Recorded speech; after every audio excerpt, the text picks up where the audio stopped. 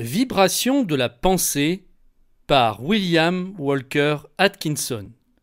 Chapitre numéro 11. La psychologie de l'émotion. Nous sommes capables de penser à des émotions indépendamment de nos habitudes. Nous pouvons facilement penser à l'acquisition d'habitudes, d'actions et de pensées.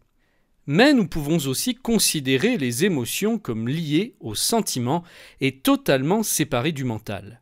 Cependant, malgré la distinction entre les deux, ils dépendent largement des habitudes.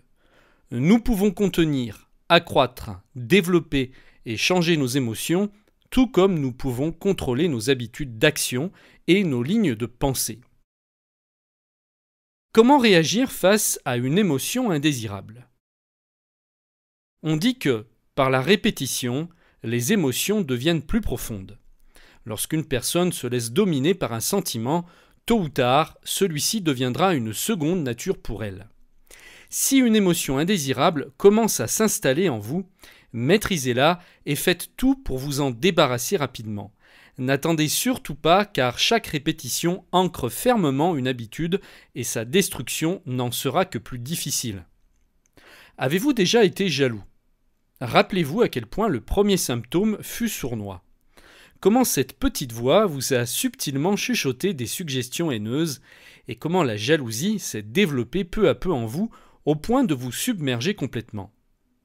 Avez-vous remarqué qu'il était beaucoup plus facile d'être jaloux par la suite et que les soupçons et sentiments injustifiés étaient impossibles à chasser ?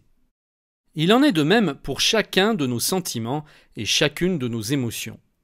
Si vous vous abandonnez à la colère, vous vous énerverez plus facilement après, à la moindre provocation.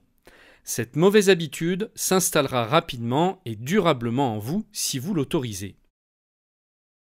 Quelle est cette émotion qui empoisonne souvent notre esprit ? L'anxiété est également une mauvaise habitude qui se développe très vite. Beaucoup de gens commencent par avoir peur des difficultés importantes et finissent par s'angoisser pour des petits soucis insignifiants. Ils s'imaginent que toutes sortes de malheurs vont leur tomber dessus. S'ils envisagent de voyager, ils sont certains qu'ils auront un accident. Lorsque leur téléphone sonne, ils pensent que c'est pour leur annoncer de terribles nouvelles. Si un enfant semble calme, la mère anxieuse se demande si ce n'est pas un signe de maladie grave et si son enfant ne va pas en mourir. Si son mari paraît pensif car préoccupé par son travail, la bonne épouse est convaincue qu'il a cessé de l'aimer et se laisse aller à une crise de larmes. Les exemples sont nombreux où l'anxiété est la principale cause car nous l'avons autorisée à s'implanter en nous et du coup, elle se manifeste en action fréquemment. Non seulement les pensées anxieuses empoisonnent notre esprit, mais elles marquent notre front de rides profondes entre nos sourcils. Et notre voix prend ce ton plaintif et criard si fréquent chez les personnes angoissées. Pourquoi devient-on râleur chronique ?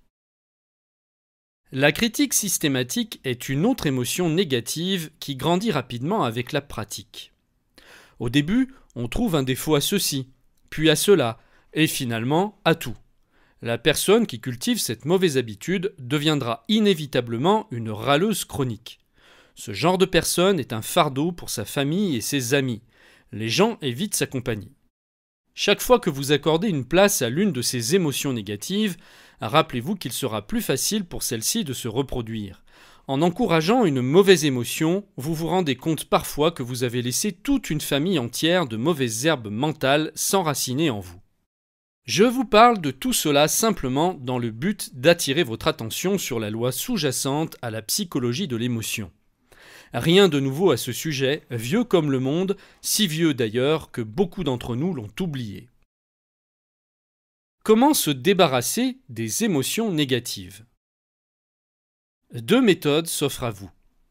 Tout d'abord, chaque fois que vous sentez une émotion négative en vous, une pensée destructive ou un sentiment négatif, dites-lui « dehors !» fermement et avec vigueur. Elle ne partira pas aussitôt, elle résistera au début, mais si vous persévérez, elle finira par disparaître.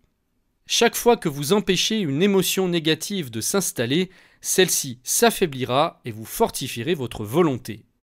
Le professeur James dit Refusez d'exprimer une passion que vous n'aimez pas et elle mourra. Autre recommandation, comptez jusqu'à 10 avant de vous mettre en colère. Vous verrez que la cause de votre irritation vous semblera ridicule à la fin du compte.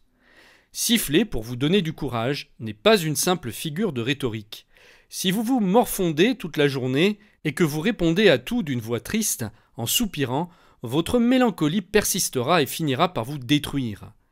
Il n'est précepte plus précieux que celui-ci dans l'éducation morale.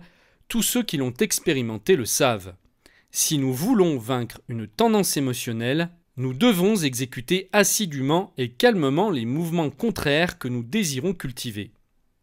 Par exemple, si vous êtes colérique, relaxez vos sourcils, adoucissez votre regard, détendez votre dos, parlez avec douceur, faites des compliments et votre cœur s'adoucira graduellement, à moins que vous ayez un cœur de pierre. À suivre, développement de nouvelles cellules cérébrales.